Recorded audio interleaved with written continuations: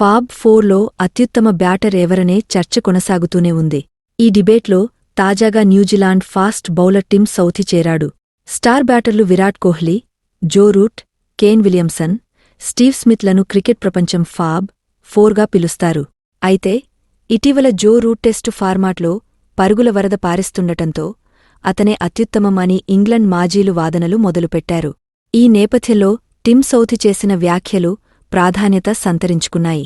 Fob 4లో తమ దేశ ఆటగాడు కేన్ విలియమ్సన్నే అత్యుత్తమని సౌథీ పేర్కొన్నాడు. నెట్స్లో కేన్కు నేను బౌలింగ్ చేశాను. ప్రపంచ అత్యుత్తమ బ్యాటర్లలో ఒకరైన అతన్ని నెట్స్లో అవుట్ చేయడం మా బౌలర్లకు ఎంతో కఠినమైన సవాలు. కేన్ రాణించడాన్ని చూడటం ఎంతో బాగుంది.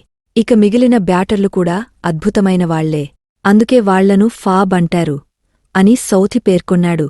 విరాట్ కోహ్లీ ఒక్కడే టెస్టు ఫార్మాట్లో 50 కంటే తక్కువ సగటుతో ఉన్నాడు.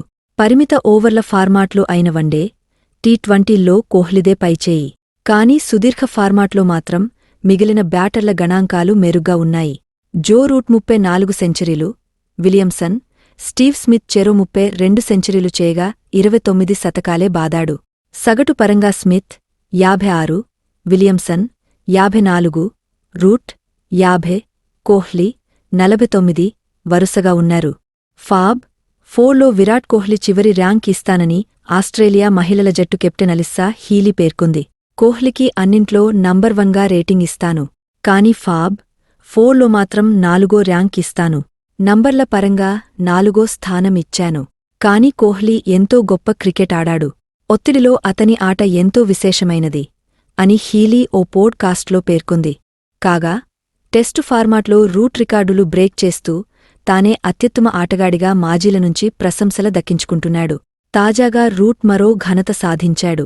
టెస్టు క్రికెట్లో అత్యధిక పరుగులు సాధించిన 6వ ఆటగాడిగా రూట్ చరిత్రకెక్కాడు.